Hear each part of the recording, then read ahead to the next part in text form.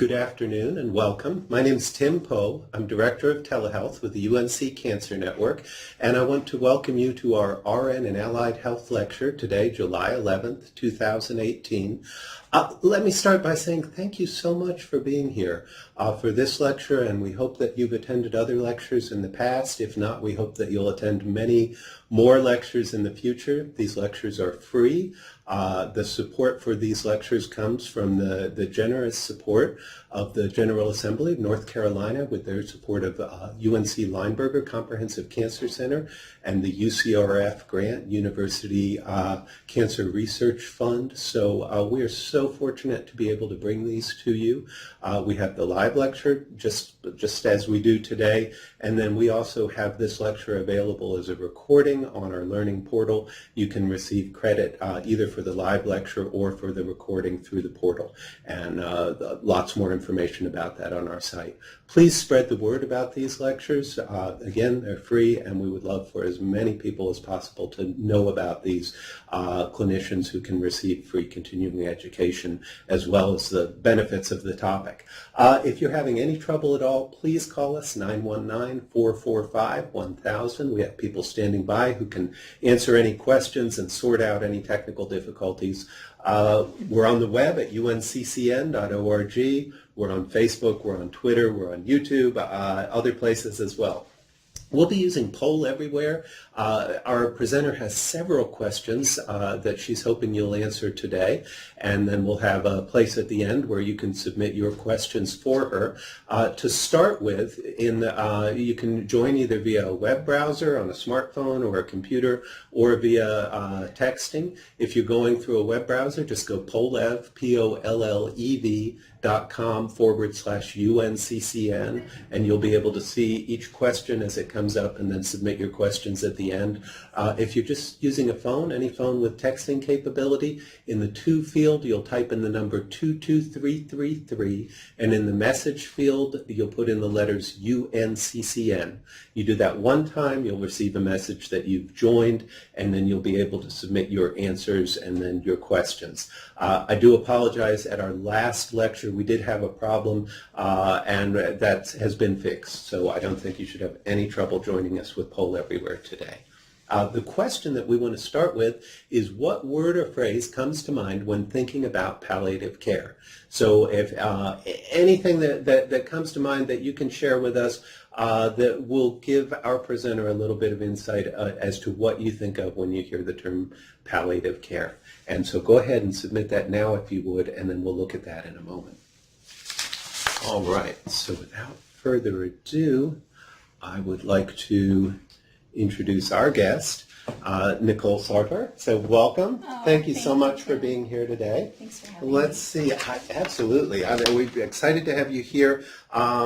Nicole, you're a pediatric nurse practitioner who specializes in palliative care at the University of North Carolina Children's Hospital, and you coordinate the Children's Supportive Care Team, and you joined the team in 2013 from Honolulu, Hawaii. That's right. And in Hawaii, you worked as Director of Clinical Operations at Hospice Hawaii and earned a Master of Science in Nursing from Stony Brook University in Stony Brook, New York. Hold a national board certification with the Pediatric Nursing Certification Board as a primary care pediatric nurse practitioner, and you have clinical expertise in hospice care and caring for the dying child and her or his family. Mm-hmm. Is that anything you'd like to add to that? Yeah, no, I think that pretty much captures it. I feel like for the past 20 years or so of my practice, I've worked either directly in palliative or hospice care or a related field. I've spent a little time working on a pediatric oncology team, and so have some related field experience too. Great. And if you don't mind, what was your career trajectory? What led to your interest and ultimately to your following that career path? Yeah, that's a great question. I'd have to say that in nursing school, it was really overwhelming to be in the hospital managing and juggling lots of patients. And during my senior year, I got to do a community health rotation. And in New England, there's Visiting Nurse Association, and you do home care and hospice. And I have this vivid memory of taking care of this kind of older woman. Maybe she was in her 60s, and I got there and I did my skilled task and I listened to her and I did my assessment. And then my job was to sit and talk to her and ask her what it was like to have cancer. Yeah. And so as I was getting to know her a little, I just remember leaving her house and kind of getting to my car and pinching myself and thinking, wow, this is a nursing job? Like I could do this in nursing every day. It just didn't feel anything like working in the hospital. And I really fell in love with it. And I think that really set the course for me in working with patients with serious illness and really being curious about what it was like to live with serious illness.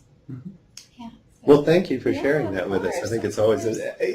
insightful to understand how Yeah. our guests got to the point where they did. Yeah, absolutely. Let's take a look at this poll and see. We don't have any responses yet, but again, if you and this should hopefully be an opportunity for you to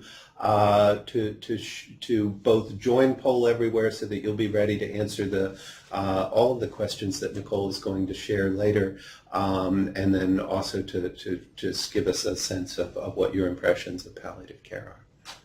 So, Yeah, that's great.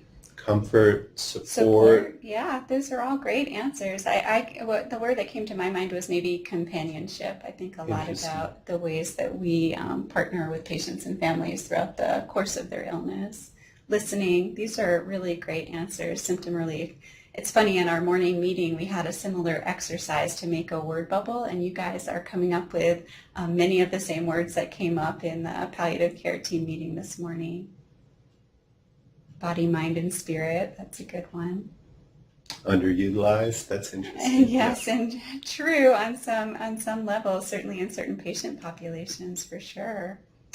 Gosh, that's exciting. Well, I apologize to anyone who we're going to cut off here, but we're going to go ahead and jump to the beginning of your presentation. I'll pass all the controls over to you. That's great. There will be several more opportunities for you to go ahead and respond to questions that Nicole has prepared today, and so as those pop up throughout the lecture, we'll look forward to seeing your responses, and then again the question and answer at the end. So, palliative care opportunities. Without further ado. Yeah, thanks so much. So yeah, again, my name is Nicole Sartor, and I'm the Pediatric Palliative Care Nurse Coordinator for the Supportive Care Team. That's what we're called at UNC. And I'm going to be using EPIC Pediatrics, which is a pediatric palliative and end-of-life care curriculum, to give this talk today. So my goal in talking about palliative care opportunities is to kind of draw back the curtain and kind of expose the underpinnings or what's behind the curtain in the Wizard of Oz in a palliative care consult and kind of demystify what it is we do. So I'm really excited to be here with you guys today. We're going to be thinking about the following objectives. We want to try to define pediatric palliative care as a set of tasks, really, that we offer to patients, families, and care teams. We want to think about identifying really predictable opportunities for a palliative care consult and different interventions that we might offer to families and also their care teams at different stages of illness. And we want to describe when and how to utilize a specialty palliative care team. So we have a lot to get through today, so I won't hesitate. So let's start off by defining what pediatric palliative care is. And I'm going to use the EPIC Pediatrics definition. There's many, but most of them focus around suffering. And so for this definition, we consider pediatric palliative care as preventing, identifying, and treating suffering in children with serious illness, their family, and the teams that care for them. It's really appropriate at any stage of illness and can be provided together with a disease-directed treatment. It definitely is not exclusively meant to take care of patients who aren't going to survive their illness. We take care of anyone with serious illness. That's the important part of this definition, I think. And it makes you wonder, like, who provides pediatric palliative care services? And the core team is generally made up of a physician, a nurse coordinator, generally that's a nurse practitioner, but not always, and a psychosocial clinician, and on our team that's a pediatric psychologist. And you can see that we work with many other members of the healthcare team, both in the hospital and outside of the hospital, and you all can read that, but work closely with chaplaincy and child life and care management in the hospital, sometimes the pain team, and then outpatient working closely with hospice and community-based palliative care programs and grief and bereavement supports. And I just wanted to introduce you to my team, so anyone watching from UNC and particularly from the Children's Hospital would be able to identify our faces. And again, I'm just going to introduce you and try to use the cursor to Elizabeth Dellen. She's our medical director. And Mary Beth Preer, she's our child psychologist. And then again, I'm Nicole Sartor. I'm the nurse practitioner who coordinates the service. So just so that you can attach some names to faces. All right, and here we have our first poll everywhere question. So I feel confident knowing how and when to include the palliative care team in my patient's care. Yeah. So if this is true for you, please go ahead and text in an A or indicate an A on the web interface, and if it's false, go ahead and send us a B. Yeah. We're half and half. Now we're trending true. We'll wait a few more seconds. I'm really hoping that false is going to be the answer, because it's going to be a much more interesting lecture or talk if it is. And thank you for so many responses. Yeah, we're seeing a whole flurry of those coming in, so it's great to have that participation. So it sounds like about half of the audience is pretty confident with this, and then about half not so confident. Great. Yeah, well, let's test ourselves and see if that's true, if what we think we know about involving palliative care ends up being encompassing all of what a palliative care can do for your patients and their families. So let's think a little bit about the tasks involved in providing palliative care to families. Suffering is really key to the work that we do, so every intervention is really aimed at some form of suffering. So we think about the suffering that requires communication, and palliative care providers really are experts at communication. We use our words a lot, so we work hard to identify problems and challenges that exist. Sometimes that's between family members, between the patient and their family. It can be between treatment teams. It can be problems or challenges that make it difficult to follow the plan of care that's been established. We help think about understanding the illness. So what is the patient and family's understanding of their illness? And then what is it like to live with that illness? Really exploring what it's like to have this diagnosis, and what has this meant for you and your family as you kind of navigate life with serious illness. We spend a lot of time exploring what people are hoping for and what they're worried about, and all of this information helps us to work with the family on setting goals of care. Really should be based on what they're hoping for as an outcome, and anything that they might be worried about, we feel like that should be reflected in the plan of care. We spend time thinking about advanced care planning, and in pediatrics that really addresses things like prognosis, not just how long will the child live, but what do we expect from this illness, and what might be that, not just the mortality rate, but also the morbidity that's associated with it. We spend an awful lot of time thinking about anticipatory guidance and helping the family and the patient to think about what may lie ahead, what decisions might they face, and how much time might they be in the hospital versus at home. And we think a lot about medical decisions and kind of partnering with families, again, based on their goals, to think about the decisions that will get them close to their goals of care, and making sure they're in alignment so it's not confusing for patients, families, and medical teams. When we think about the tasks that are involved in caring for sick children, we think about the suffering that requires care coordination. So we spend a lot of time collaborating with different providers around the Children's Hospital and in the community and different specialists too. We do a lot of thinking about medical and social needs, and here I think always of like Maslow's hierarchy.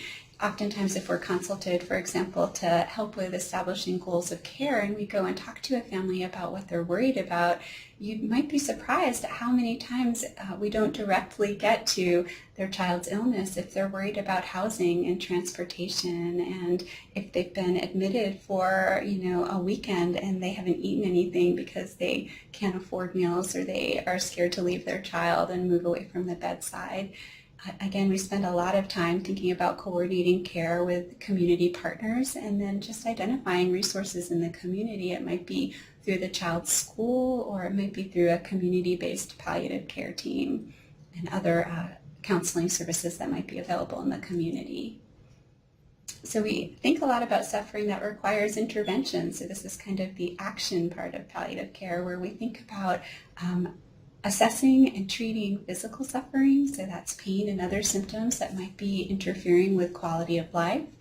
We think a lot about psychosocial suffering and spiritual suffering, and oftentimes these three forms of suffering are kind of intertwined, and you can't really navigate one versus the other. It's kind of a cluster of different symptoms. We think about bereavement support starting long before the loss of a loved one, and how the families grieve and how the families cope.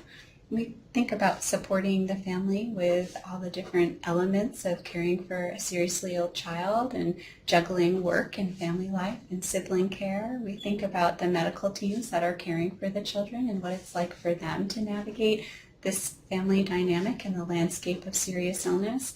And we think a lot about, again, the community supports that are in place. Oftentimes, we're supporting the pediatric, palliative, and hospice care teams that are providing care to seriously ill children and their families.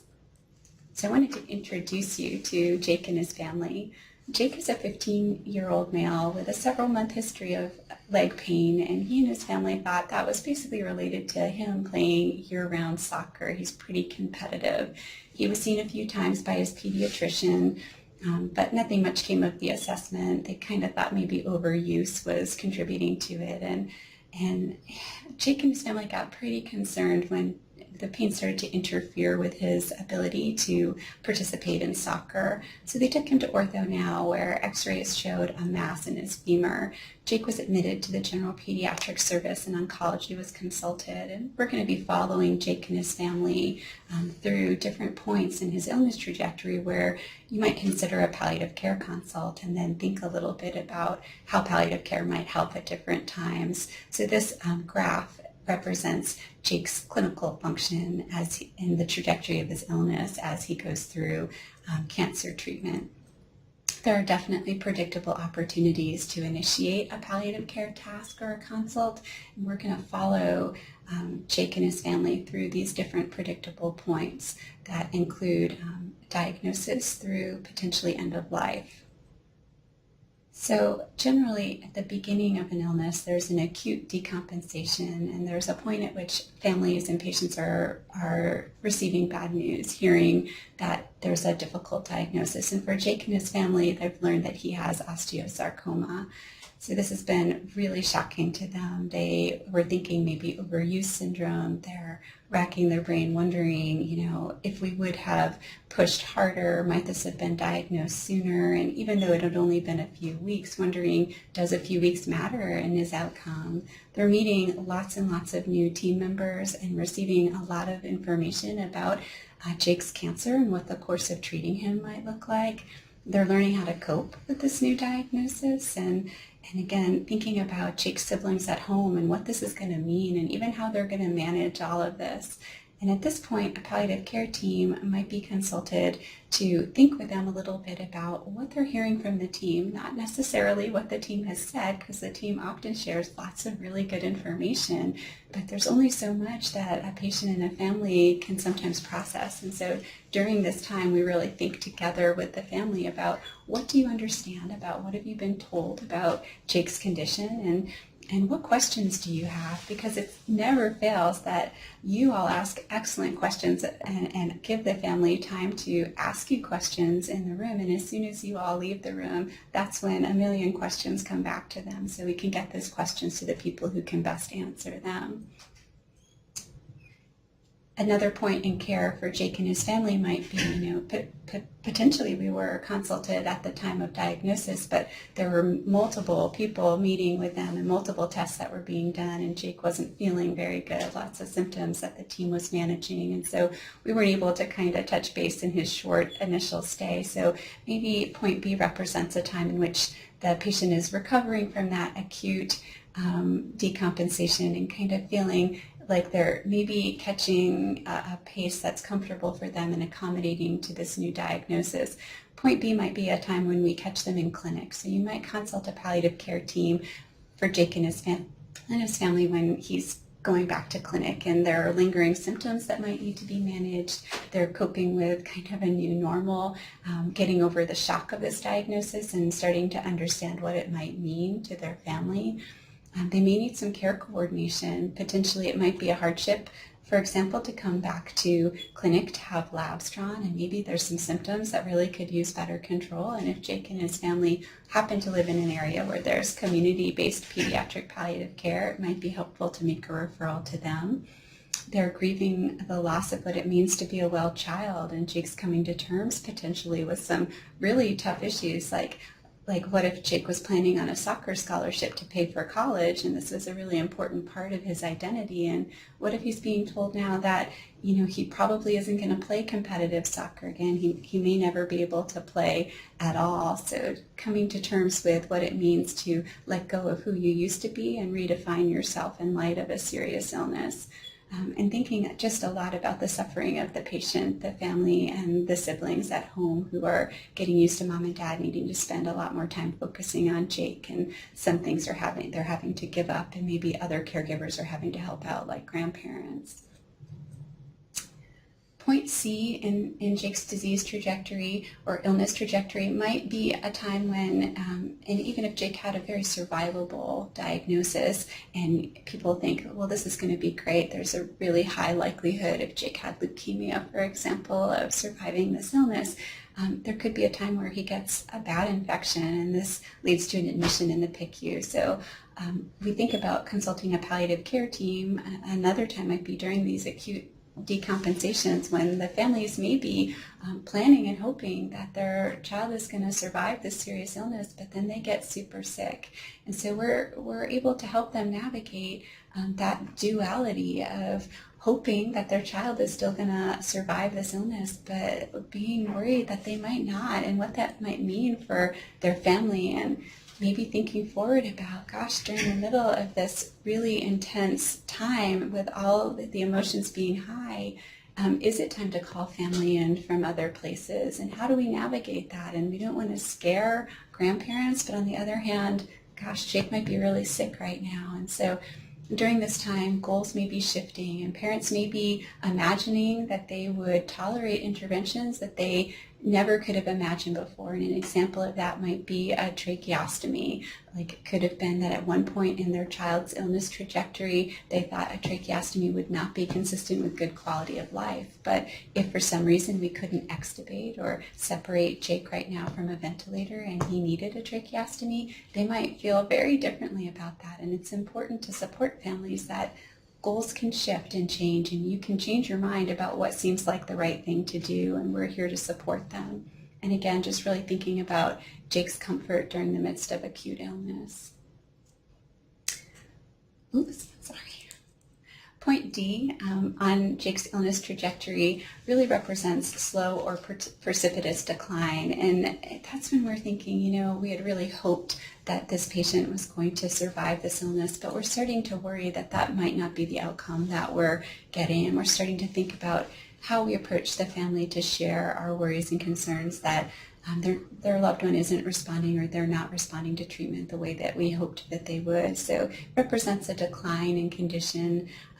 There are potentially many decisions that need to be made about what kind of intensive technology or interventions they might like if they were to get sicker. Oftentimes there is a higher symptom burden, and we're thinking about not just the symptoms they have, but anticipating symptoms they could have in the future, and making a treatment plan that reflects ways that will prevent suffering if it happens to emerge. We think a lot about increasing sibling distress as they watch Jake change and decline, and this is a really good time to be asking ourselves questions like, would we be surprised if Jake was still alive in the next year? And if the answer to that question is, yeah, we kind of would be, then it's a time to start thinking about introducing hospice services to Jake and his family. What's really nice about hospice and pediatrics is that families don't have to choose between cure-based treatment and comfort care, so they can pursue both. It's something called concurrent care. And so this might be a time to be really providing education and support, and potentially introducing different community hospice agencies. one of the struggles in North Carolina is that not every community has hospice available to children, but we work really hard to meet this need if that's important to the family. When we think about the accumulating grief and loss that the family's been experiencing.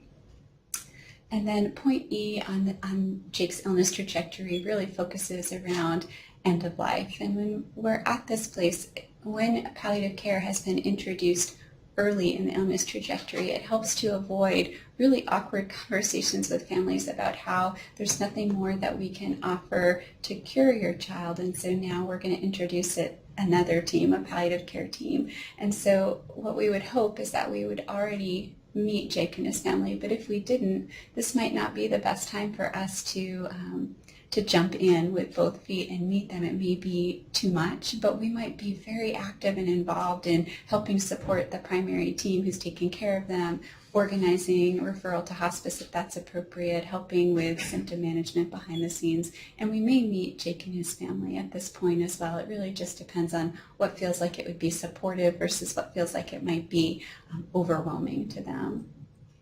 And then it's important to remember point F, which is for many, many patients children living with cancer, it's very survivable. And so if Jake was to survive his illness, then we would be thinking about introducing palliative care around the time of monitoring and managing late effects of therapy. So when we think about pediatric palliative care and Jake and his family, we think a lot about the context of their experience and the stress and anxiety that they've been facing, also multiple demands they have on them, and that this could be their demands to take care of Jake, but also his siblings, and to work, and to balance being available at the hospital. So they're juggling so many things. We think about high degrees of uncertainty. It's so common for the answer to families' questions of, what will the outcome be like, or what will my child's life look like to be? We're not sure, but it's so important to follow that up with, but we're used to working with families who are watching their loved ones, and we're waiting to see what exactly this is going to mean for their family, and we're going to be with you assessing your child throughout the course of their illness. We're working hard to balance the hope for a good outcome with the fear that that might not happen, and to allow for opportunities for them to talk about those worries, and even to name the fact that death or the loss of their child could potentially be a big worry that they have. And then we think a lot about the pressures in the last months to years of life and what that can mean for a family and erode resilience. And we think about the impact of a palliative care consult. Well, we're hoping for children with serious illness that families benefit from a palliative care consult for all of the reasons and the tasks we just defined. We also think that early initiation of pediatric palliative care definitely improves symptom management and the quality of life. It also avoids awkward transitions of care from a primary team to a specialty team. This slide represents, during Jake's disease trajectory, the fact that many primary teams are already providing excellent palliative care, and we think of this as primary palliative care needs, right? The skills that we think all of us should have. So we think about things like the ability to have difficult conversations and to share bad news with families, the ability to manage pain and other symptoms, basic interventions that will treat that, and we think about basic goals of care conversation. Below the blue line really represents when a specialty palliative care team might be considered, and when we've kind of reached our threshold for how much suffering we can tolerate, or the interventions that we're providing maybe aren't working the way we hoped they will, and when it might be helpful to have a specialty team become involved. All right. So another question. I worry that involving the palliative care team will contribute to fragmentation of care when there are so many other teams already involved in my patient's care. So if for you as a clinician this is true, go ahead and send in an A. If it's false, please go ahead and send in a B. Yeah, this is a really common concern that comes up a lot. Like, gosh, if there are already so many specialists taking care of children, what would it be like to add yet another team to the mix? And will that be too much, especially if I'm taking care of a family that is stressed out and verbalizing how stressed they are about how many people are coming into the room? what would it be like to add another service? How many people, how many appointments, how much time at the healthcare facility. Yeah, that's right. Or even how much time people are in your room versus how much time you get a little bit of downtime and alone time. I can imagine that. Oh, Yeah. so it looks like most of our respondents here are saying false. All right. Well, let's think a little bit about that. It can be really disruptive for families when palliative care is introduced late in the course of an illness. It can really lead to worries about abandonment or feelings of abandonment from the primary team. It's common to hear, well, we're worried about fragmentation of care. We're worried the palliative care team might come along and share information with the family that we don't feel like it's the right time to share. It's just important to say that that palliative care teams don't assume the primary responsibility of caring for a child. And when we introduce ourselves as a team that comes alongside the primary team and the family to kind of augment the care they're getting and to think a lot about the burdens of living with serious illness. We provide an extra layer of support to Jake, to his family, and also to the care teams both in the hospital and outside the hospital that are taking care of him. And one of the things that we often do is coordinate family meetings where we can get the different specialists and primary team that are caring for Jake and his family to come together to think about what messages the family is hearing to kind of minimize that fragmentation and confusion over what the plan of care is or the prognosis is, whatever the case might be.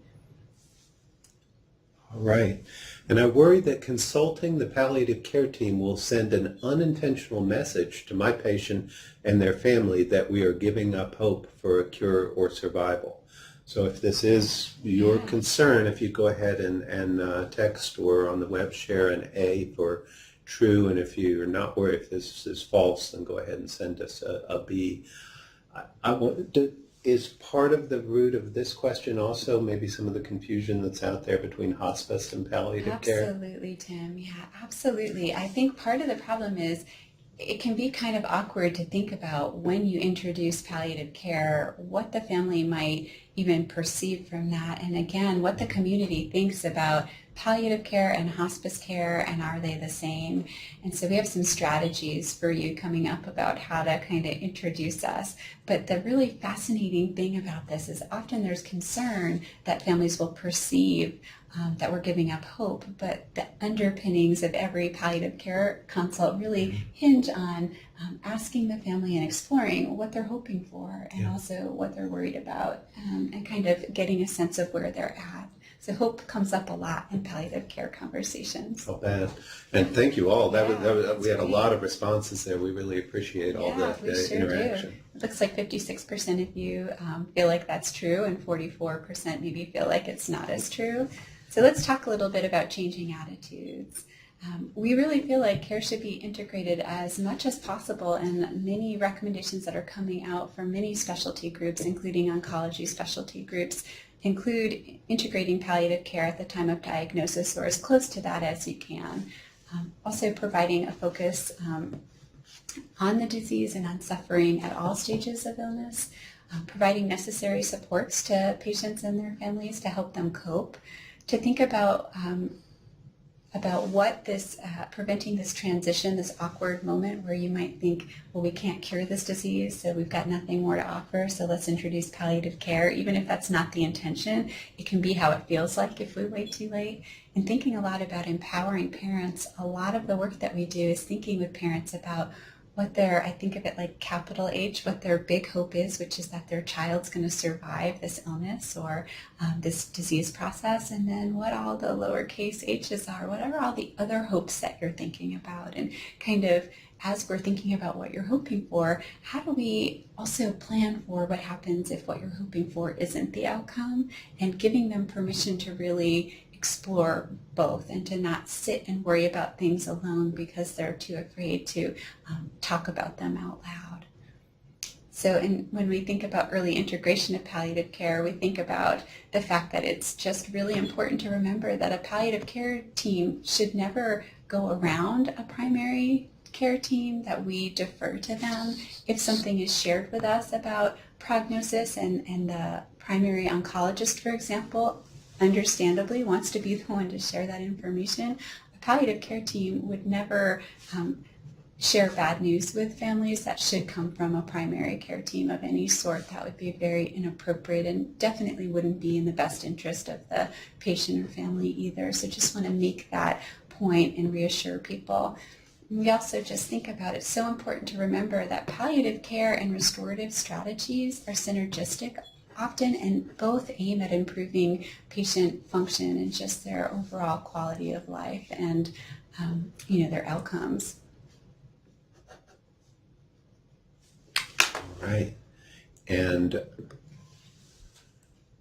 sorry for the delay. I was busily writing down questions. I'm listening and then thinking about questions here and I hope all of our audience members are as well. So I asked patients' families if they would like a palliative care, children's supportive care team consult and find that patients' families often aren't there yet. Yeah, we're So not there if yet. that's true for you and in your experience as a clinician, if that's false, please go ahead and send us a B, and let's see where our audience is. Yeah, that's right. And oftentimes, especially because we're talking to nurses and allied health professionals, we need a consult order. And so sometimes it's not just the patient and family that feel like we're not there yet. It could be the primary providers who feel like, yes, we will keep palliative care in mind, but we feel like the patient's going to survive and maybe we're not there yet.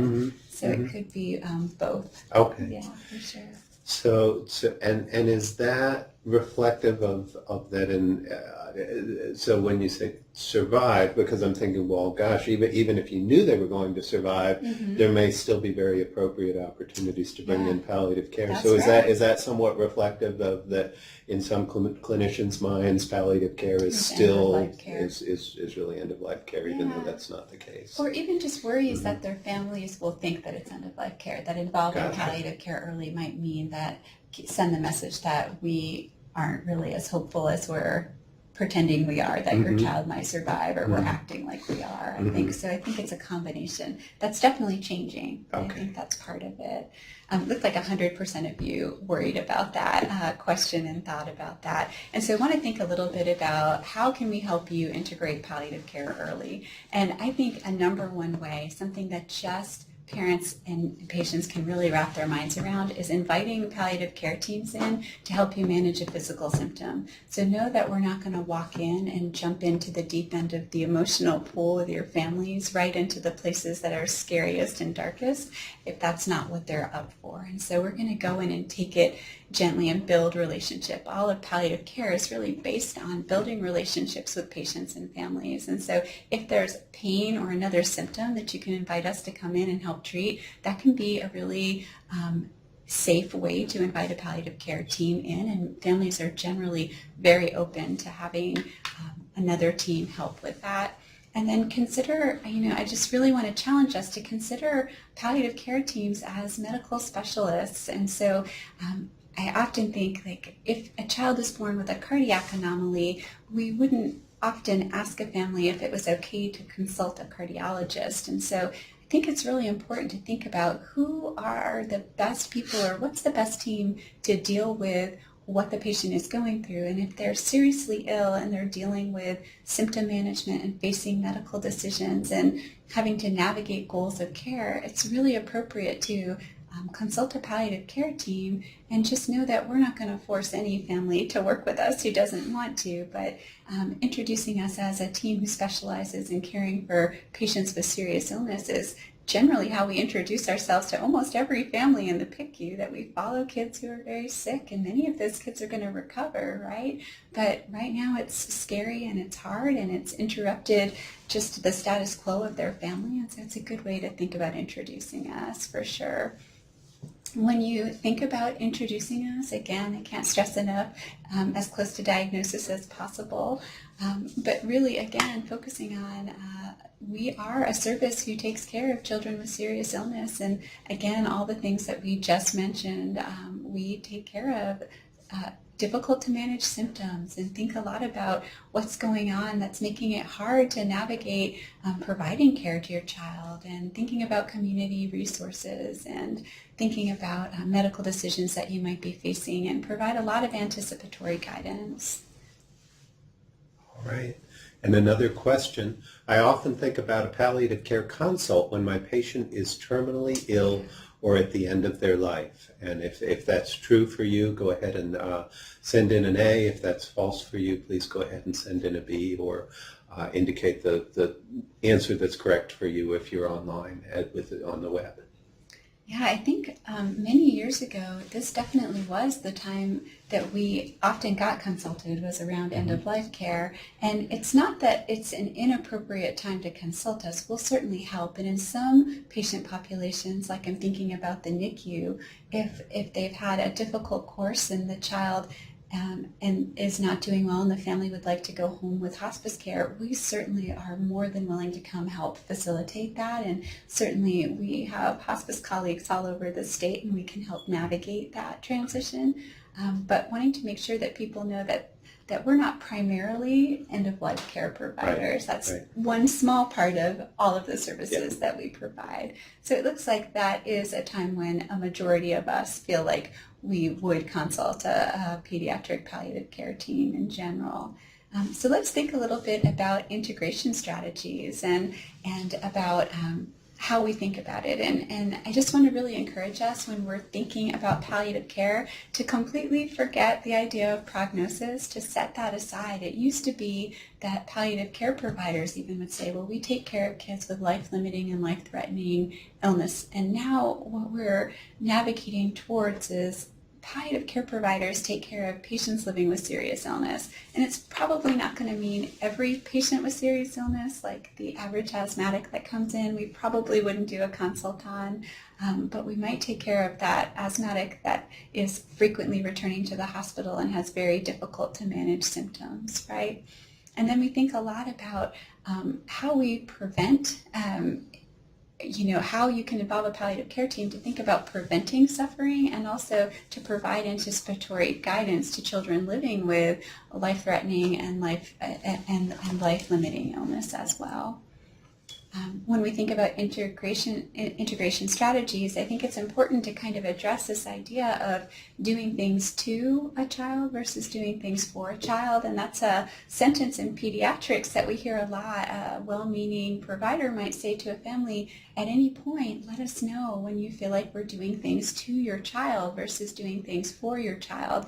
And in and of itself, that's a really nice sentiment. But many families feel like, how would we even know when you're doing things to our child and not for our child? And some families might think, would you as a medical team do things to our child that you don't think would be helpful? And so by involving a palliative care team, again, we're really focusing on what the patient and family are hoping for and what they're worried about and helping them align their medical decisions with their ultimate goals of care. And so hopefully they would be more prepared to understand what feels like this is actually helpful and in alignment with what we're hoping for and what feels like this is not in alignment and we might not choose this intervention. And then we think a lot about just applicable diagnoses. So we never want to establish hard, trigger diagnoses, but there certainly are certain patient populations that we can identify as being very able to benefit from palliative care consults. And we think a lot about the burden of treatment. And if the burden of treatment is going to be high, not just the mortality, but if the morbidity of a serious illness is likely to be high, then it's a good time to think about a palliative care consult. I thought it would be important just to say, we've talked about palliative care providers kind of being wordsmiths and kind of our words being our tools. So I wanted to name a few concepts that you might hear if you listen in or join a palliative care conversation. We practice in interdisciplinary teams, and many of you do as well, right? So on our service, again, there's a nurse practitioner, a child psychologist, and a physician, and then we collaborate with many other professionals in and outside of the Children's Hospital. We think a lot about life-threatening, not just life-limiting illness. We take care of children who range in age from perinatal to young adult. And we take care of the whole family, and that might not just be biologic family, right? That might be anybody in any capacity that the child or the family considers important to them as decision makers or as being very supportive. So we take care of the kind of the village taking care of the child. We think a lot about who are medical decision makers, surrogate decision makers when children are under 18, and then the concept of assent, or when should a child be involved in medical decision making? When do they want to, and what do parents think about that? We think about the benefits and the burdens of different medical interventions and what the goals of care are for the patient and their family, and maybe when goals of care might be in conflict. We really encourage people to avoid the use of the word withdraw of support or care or treatment, and really focus on transitioning to a focus on quality of life and comfort care.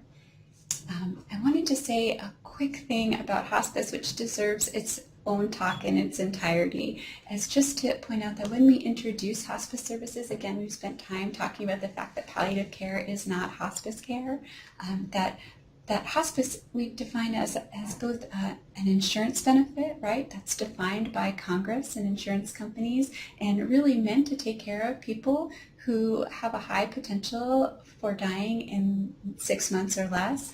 And we also think about it as a philosophy of care, so it's both. And just a plug for my colleagues in hospice, that oftentimes we'll hear families or even care teams say, well, hospice won't let the patient have this, or hospice won't let the patient do this.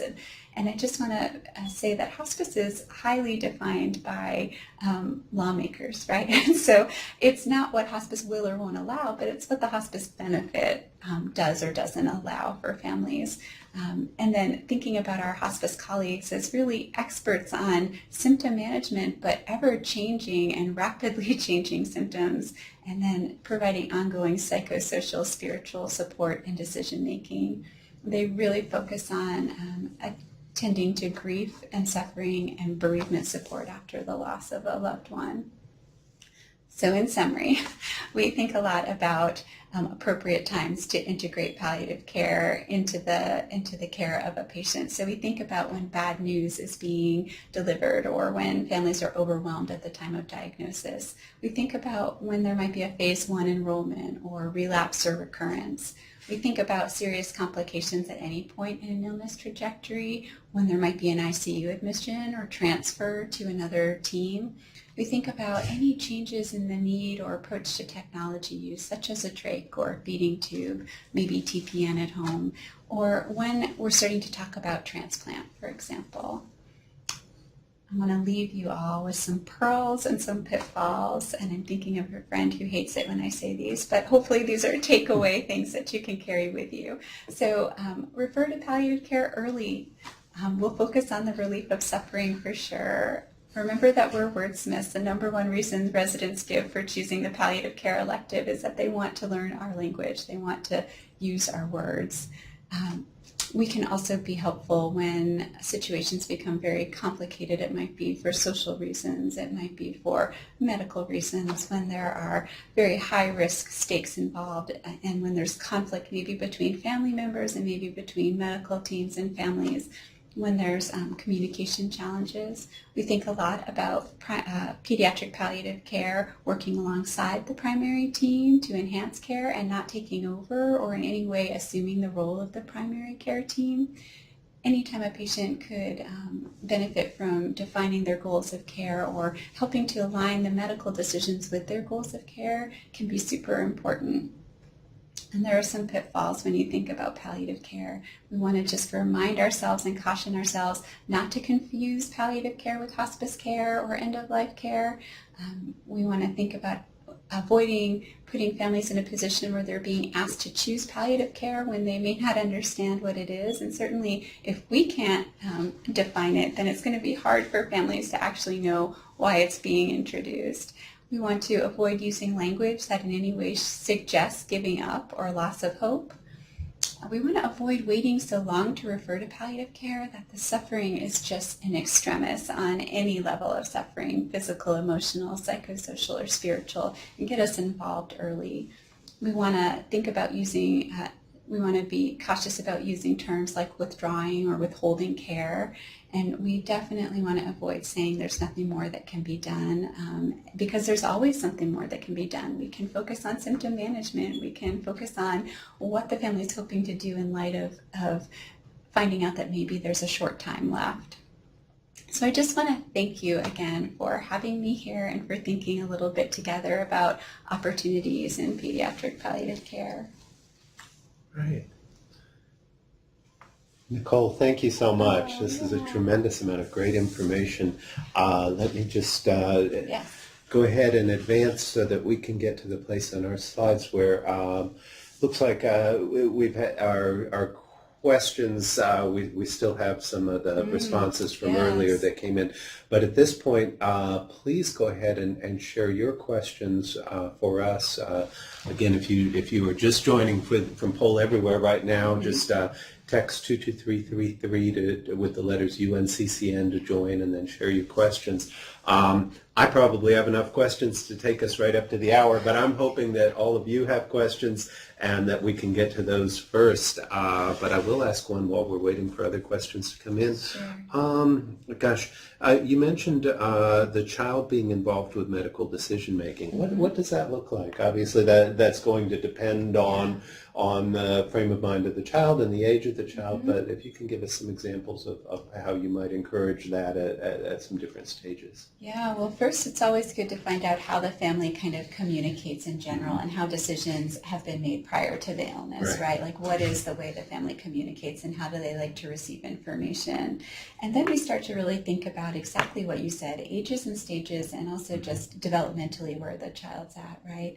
And it's really important not to lose track of whether or not the patient themselves, the child, wants to be involved in medical decision making or not. But in general, we think that quite early, some 6-year-olds, but generally by 8 years of age, patients can have a certain level of involvement. We think of it as assent into the care that they're receiving, right? And be able to give, their perspective on what's happening. And then the closer they get to 18, right, the more we would hope that they would be included in medical decision making. And there could even be some times, I've certainly worked on cases where parents have, for various reasons, not wanted to do something, but a 15-year-old or a 17-year-old does want to do it, where the medical team weighs very heavily what that child wants to do because they're very near adulthood. So I think it depends. And I've got to think in a lot of cases that's tremendously beneficial because it's allowing some sense of control, whereas a cancer patient feels they've lost so much control. Yeah, absolutely, you're right. Well, we are getting lots of questions coming in, so that's great. Can RNs place PC consult, or does that have to be made by an MD? Yeah, so that's a really good question. What I would tell you is you can always contact our palliative care team. So for people at UNC, I can say this for sure, but my colleagues in other settings will be very welcoming to you if you as the RN contact. And here at UNC in the Children's Hospital, I often get paged by a nurse or stopped in the hallway to say, hey, do you know about the patient in room 10? I feel like you should know. And we can talk through what's going on a little bit without identifying information and how they might approach the team. But essentially, we do need an order from the physician. It always feels better if the RN can go back to the medical team with a little bit more information on how you might introduce our service and request that themselves. But we certainly will help ask for it. We can tell a primary team, listen, we're hearing a lot about this kiddo. Is there a way we can help? But we want to also avoid looking like we're trying to drum up business. So we can navigate that together. We're also never, we would never hesitate to listen to some of your concerns and help you problem solve a little bit in general terms what some of your worries might be for the family. Great. Thank you so much. Does insurance cover palliative care services as it does for other medical services? I know you mentioned the government stipulations around hospice. But... Yeah, and I don't know exactly all the ins and outs. We definitely bill for our services. Some services, depending on where you're hired, if you're a palliative care team member, might be bundled into the actual overall charge. So some team members can bill, some team members can't bill. And so it's kind of like that. Okay, thank you. But the patient shouldn't receive a bill. Yeah. Okay, good. When is it appropriate to suggest palliative care? Well, you probably got sick of hearing me say this, but really recommendations are as close to diagnosis as possible. It really, really helps separate out the fact that we're not being consulted because of death and dying. We're being consulted to help you and your child adjust to new diagnosis, serious illness, symptom burden, medical decision making, thinking about the future and what it's going to be like to live with this illness, those sorts of things. All Right, thank you. And then we have a comment. It's really great to hear perspective to clearly communicate the difference between palliative care and hospice. Thank you. Oh man, thank One you. of our listeners.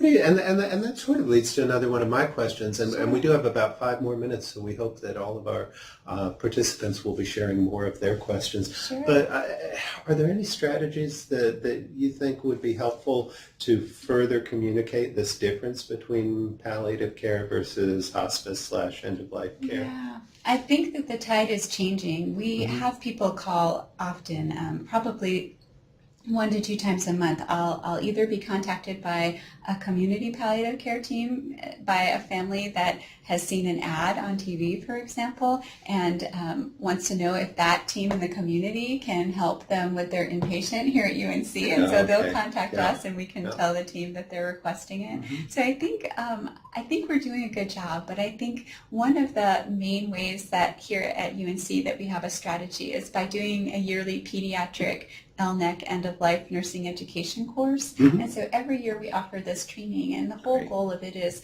primary palliative care skills and boosting everybody's idea about what palliative care is and equipping them to do those basic interventions at the bedside without needing us. Yeah. So I think that's one way we address it. Great. Yeah. Well, I'll ask one more question, and I'll hope we get maybe 1 or 2 more before we run out of time. Sure. You mentioned the sort of intertwined nature of the physical and the psychosocial and the spiritual, and I wondered if you could talk for another minute about that, and that would be great. Yeah, so we think a lot about symptom clusters. That's kind of what we call them, and they're clusters in many ways, right? But a common symptom cluster, a very classic one, would be pain, shortness of breath or dyspnea, and anxiety, right? And when you think about that kind of as a circle, you think about if I'm in pain, maybe it's making me more anxious. If I'm more anxious, I'm becoming more short of breath. If I'm more short of breath and I'm more anxious, my pain is being amplified, right? So that's a classic symptom cluster. And then if you think about interventions that would address just one of those symptoms might improve all 3, but sometimes we need to direct care at multiple symptoms in order to fully manage it. Right. And then another common scenario is, and this happens a lot, both in palliative care with symptom management, but also in hospice care with symptom management, where people feel very comfortable focusing on their physical pain.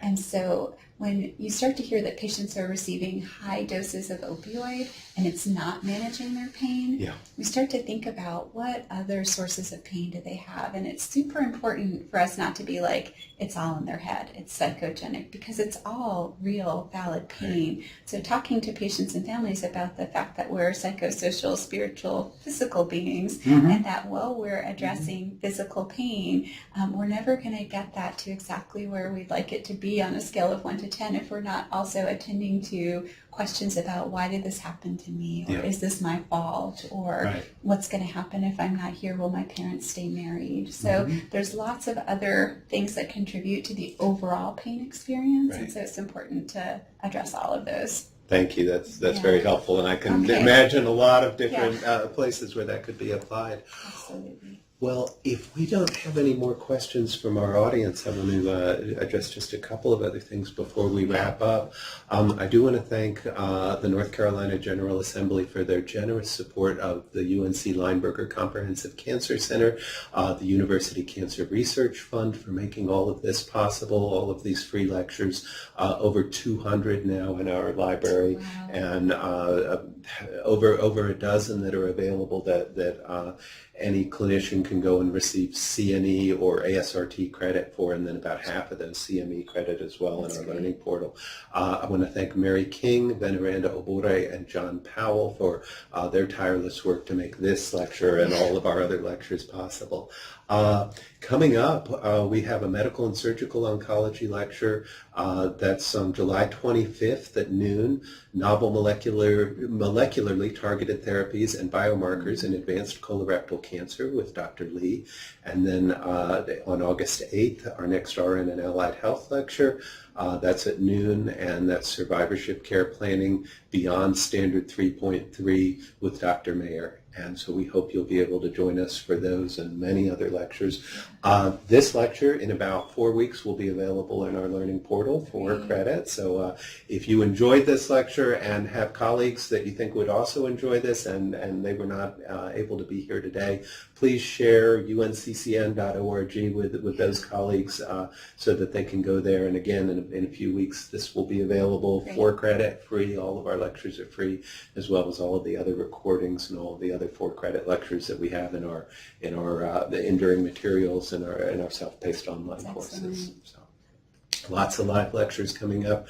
Soon we'll be reaching out to our audience with a survey to try and find out what you want to see in 2019 as well. That's exciting. Yeah. So with that, I think we're all set. Dr. And Nicole, thank you so much. It's great to have you here.